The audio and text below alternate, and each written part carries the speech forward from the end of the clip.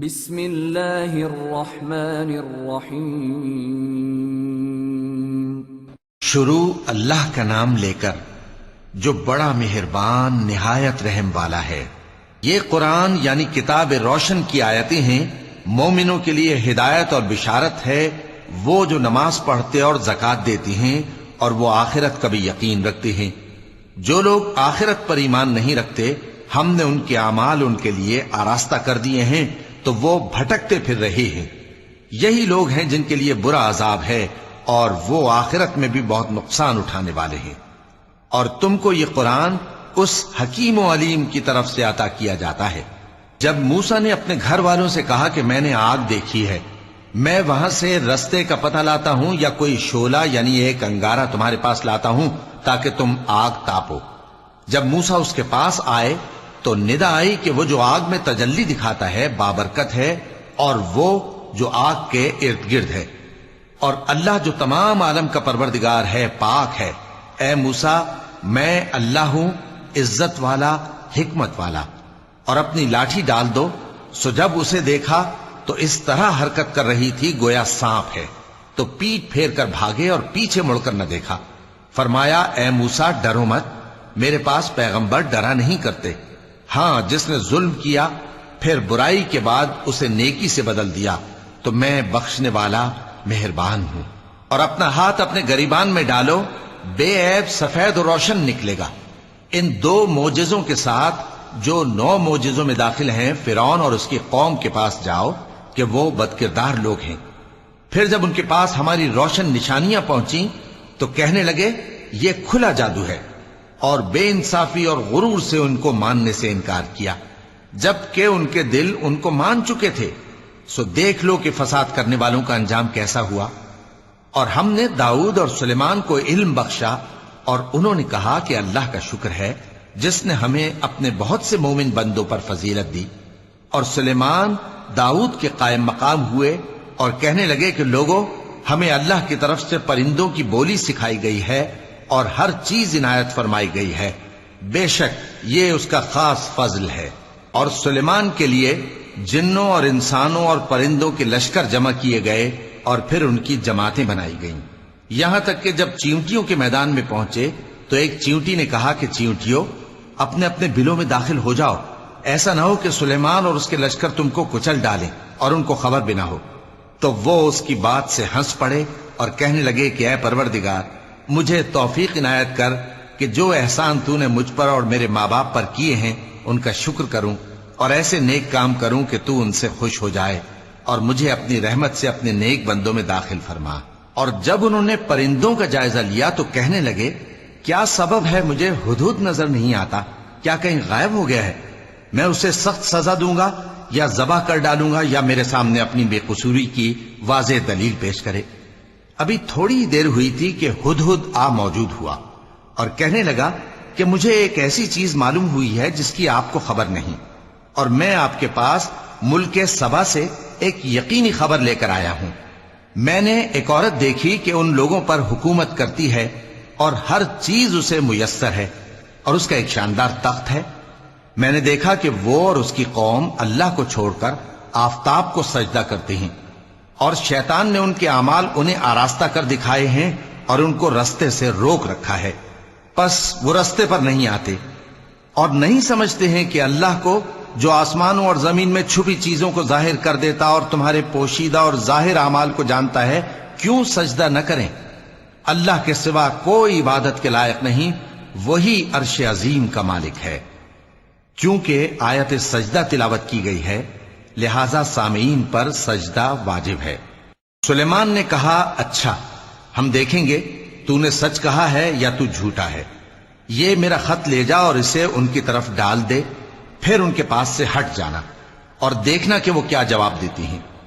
ملکہ نے کہا کہ دربار والو، مجھ تک ایک نامہ گرامی پہنچایا گیا ہے، وہ سلیمان کی طرف سے ہے، اور مضمون یہ ہے کہ شروع اللہ کا نام لے کر جو بڑا مہربان نہایت رحم والا ہے، بعد اس کے یہ کہ مجھ سے سرکشی نہ کرو اور مطیع و فرمانبردار ہو کر میرے پاس چلے آؤ۔ خط سنا کر کہنے لگی کہ اے اہل دربار، میرے اس معاملے میں مجھے مشورہ دو جب تک کہ تم حاضر نہ ہو اور صلاح نہ دو میں کسی کام کا فیصلہ نہیں کیا کرتی۔ وہ بولے کہ ہم بڑے زوراور اور سخت جنگجو ہیں اور حکم آپ کے اختیار میں ہے، تو جو حکم دیجیے گا اس کے انجام پر نظر کر لیجیے گا۔ اس نے کہا کہ بادشاہ جب کسی شہر میں داخل ہوتے ہیں تو اس کو تباہ کر دیتے ہیں اور وہاں کے عزت والوں کو ذلیل کر دیا کرتے ہیں، اور اسی طرح یہ بھی کریں گے، اور میں ان کی طرف کچھ تحفہ بھیجتی ہوں اور دیکھتی ہوں کہ قاصد کیا جواب لاتے ہیں۔ پس جب قاصد سلیمان کے پاس پہنچا تو سلیمان نے کہا کیا تم مجھے مال سے مدد دینا چاہتے ہو؟ سو جو کچھ اللہ نے مجھے عطا فرمایا ہے وہ اس سے کہیں بہتر ہے جو تمہیں دیا ہے۔ حقیقت یہ ہے کہ اپنے تحفے سے تم ہی خوش ہوتے ہوگے۔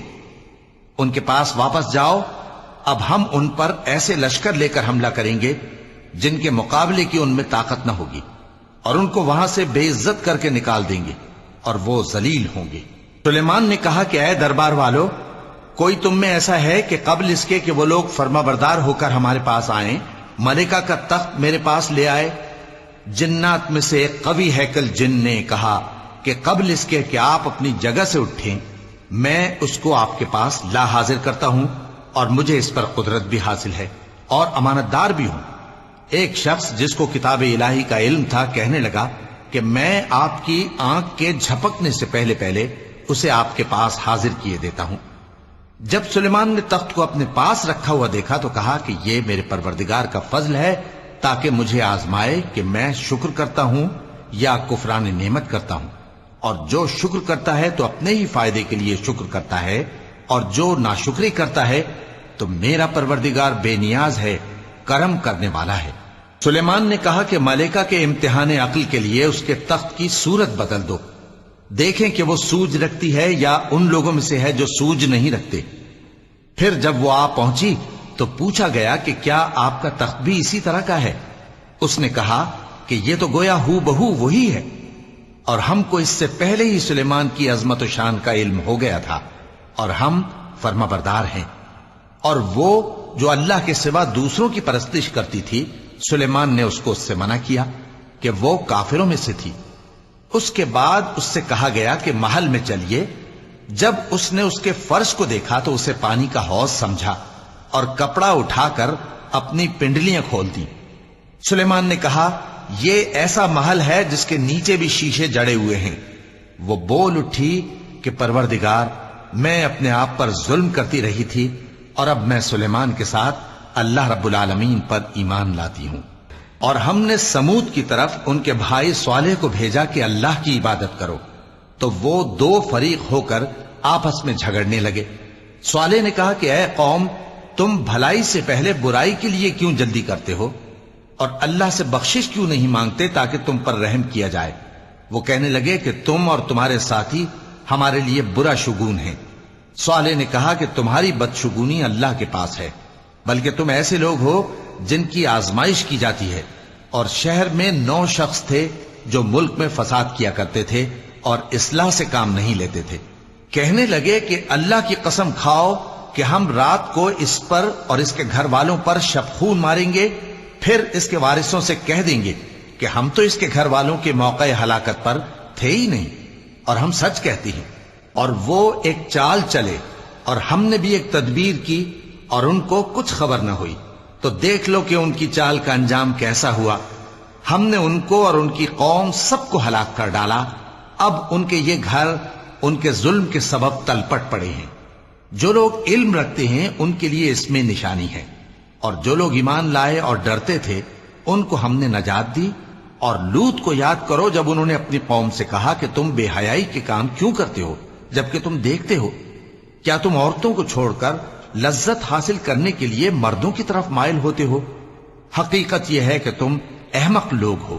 تو ان کی قوم کے لوگ بولے تو یہ بولے، اور اس کے سوا ان کا کچھ جواب نہ تھا کہ لوط کے گھر والوں کو اپنے شہر سے نکال دو، یہ لوگ پاک بننا چاہتے ہیں۔ تو ہم نے ان کو اور ان کے گھر والوں کو نجات دی، مگر ان کی بیوی کہ اس کی نسبت ہم نے مقرر کر رکھا تھا کہ وہ پیچھے رہنے والوں میں ہوگی۔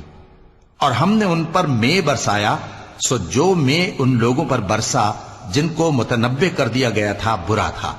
کہہ دو کہ سب تعریف اللہ ہی کے لیے ہے، اور اس کے ان بندوں پر سلام ہے جس کو اس نے منتخب فرمایا، بھلا اللہ بہتر ہے یا وہ جن کو یہ اس کا شریک بناتے ہیں؟ بھلا کس نے آسمانوں اور زمین کو پیدا کیا اور کس نے تمہارے لیے آسمان سے پانی برسایا؟ پھر ہم نے اس سے سرسبز باغ اگائے، تمہارا کام تو نہ تھا کہ تم ان کے درختوں کو اگاتے؟ تو کیا اللہ کے ساتھ کوئی اور بھی معبود ہے؟ ہرگز نہیں، بلکہ یہ لوگ رستے سے الگ ہو رہے ہیں۔ بھلا کس نے زمین کو قرارگاہ بنایا اور اس کے بیچ نہریں بنائیں اور اس کے لیے پہاڑ بنائے، اور کس نے دو دریاؤں کے بیچ اوٹ بنائی؟ یہ سب کچھ اللہ نے بنایا، تو کیا اللہ کے ساتھ کوئی اور معبود بھی ہے؟ ہرگز نہیں، بلکہ ان میں اکثر علم نہیں رکھتے۔ بھلا کون بے قرار کی التجا قبول کرتا ہے جب وہ اس سے دعا کرتا ہے، اور کون اس کی تکلیف کو دور کرتا ہے، اور کون تم کو زمین میں اگلوں کا جانشین بناتا ہے؟ یہ سب کچھ اللہ کرتا ہے، تو کیا اللہ کے ساتھ کوئی اور معبود بھی ہے؟ ہرگز نہیں، مگر تم بہت کم غور کرتے ہو۔ بھلا کون تم کو جنگل اور دریا کے اندھیروں میں رستہ بتاتا، اور کون ہواؤں کو اپنی رحمت کے آگے خوشخبری بنا کر بھیجتا ہے؟ یہ سب کچھ اللہ کرتا ہے، تو کیا اللہ کے ساتھ کوئی اور معبود بھی ہے؟ ہرگز نہیں۔ یہ لوگ جو شرک کرتے ہیں، اللہ کی شان اس سے بلند ہے۔ بھلا کون خلقت کو پہلی بار پیدا کرتا پھر اس کو دوبارہ پیدا کرے گا؟ اور کون تم کو آسمان اور زمین سے رزق دیتا ہے؟ یہ سب کچھ اللہ کرتا ہے، تو کیا اللہ کے ساتھ کوئی اور معبود بھی ہے؟ ہرگز نہیں۔ کہہ دو کہ مشرکو، اگر تم سچے ہو تو دلیل پیش کرو۔ کہہ دو کہ جو لوگ آسمانوں اور زمین میں ہیں اللہ کے سوا غیب کی باتیں نہیں جانتے، اور نہ یہ جانتے ہیں کہ کب زندہ کر کے اٹھائے جائیں گے، بلکہ آخرت کے بارے میں ان کا علم ختم ہو چکا ہے، بلکہ یہ اس کی طرف سے شک میں ہیں، بلکہ یہ اس سے اندھے ہو رہے ہیں۔ اور جو لوگ کافر ہیں کہتے ہیں کہ جب ہم اور ہمارے باپ دادا مٹی ہو جائیں گے تو کیا ہم پھر قبروں سے نکالے جائیں گے؟ یہ وعدہ ہم سے اور ہمارے باپ دادا سے پہلے سے ہوتا چلا آیا ہے، کہاں کا اٹھنا اور کیسی قیامت؟ یہ تو صرف پہلے لوگوں کی کہانیاں ہیں۔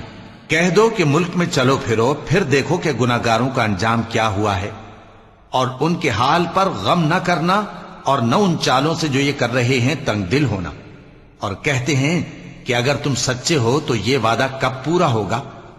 کہہ دو کہ جس عذاب کے لیے تم جلدی کر رہے ہو شاید اس میں سے کچھ تمہارے نزدیک آ پہنچا ہو، اور تمہارا پروردگار تو لوگوں پر فضل کرنے والا ہے، لیکن ان میں سے اکثر شکر نہیں کرتے۔ اور جو باتیں ان کے سینوں میں پوشیدہ ہوتی ہیں اور جو کام وہ ظاہر کرتے ہیں، تمہارا پروردگار ان سب کو جانتا ہے۔ اور آسمانوں اور زمین میں کوئی پوشیدہ چیز نہیں ہے مگر یہ کہ وہ ایک کتاب روشن میں لکھی ہوئی ہے۔ بے شک یہ قرآن بنی اسرائیل کے سامنے اکثر باتیں جن میں وہ اختلاف کرتے ہیں بیان کر دیتا ہے، اور بے شک یہ مومنوں کے لیے ہدایت اور رحمت ہے۔ تمہارا پروردگار قیامت کے روز ان میں اپنے حکم سے فیصلہ کر دے گا، اور وہ غالب ہے، علم والا ہے۔ تو اللہ پر بھروسہ رکھو، تم تو صاف حق پر ہو۔ کچھ شک نہیں کہ تم مردوں کو بات نہیں سنا سکتے، اور نہ بہروں کو جبکہ وہ پیٹ پھیر لیں آواز سنا سکتے ہو، اور نہ اندھوں کو گمراہی سے نکال کر رستہ دکھا سکتے ہو۔ تم تو انہی کو سنا سکتے ہو جو ہماری آیتوں پر ایمان لاتے ہیں، پھر وہ فرما بردار ہو جاتے ہیں۔ اور جب ان کے بارے میں عذاب کا وعدہ پورا ہوگا تو ہم ان کے لیے زمین میں سے ایک جانور نکالیں گے جو ان سے باتیں کرے گا۔ یہ ہم اس لیے کریں گے کہ لوگ ہماری آیتوں پر ایمان نہیں لاتے تھے۔ اور جس روز ہم ہر امت میں سے ایک بڑے گروہ کو جمع کریں گے جو ہماری آیتوں کی تکذیب کرتے تھے، پھر ان کی جماعت بندی کی جائے گی، یہاں تک کہ جب سب آ جائیں گے تو اللہ فرمائے گا کہ کیا تم نے میری آیتوں کو جھٹلا دیا تھا، حالانکہ تم نے اپنے علم سے ان کا احاطہ تو کیا ہی نہ تھا؟ بھلا تم کیا کرتے رہتے تھے؟ اور ان کے ظلم کے سبب ان کے حق میں وعدہ عذاب پورا ہو کر رہے گا تو وہ بول بھی نہ سکیں گے۔ کیا انہوں نے نہیں دیکھا کہ ہم نے رات کو اس لیے بنایا ہے کہ اس میں آرام کریں، اور دن کو روشن بنایا ہے کہ اس میں کام کریں؟ بے شک اس میں مومن لوگوں کے لیے نشانیاں ہیں۔ اور جس روز سور پھونکا جائے گا تو جو لوگ آسمانوں میں اور جو زمین میں ہیں سب گھبرا اٹھیں گے مگر وہ جسے اللہ چاہے، اور سب اس کے پاس عاجز ہو کر چلے آئیں گے۔ اور تم پہاڑوں کو دیکھتے ہو تو خیال کرتے ہو کہ مضبوط جمے ہوئے ہیں، مگر وہ اس روز اس طرح اڑتے پھریں گے جیسے بادل۔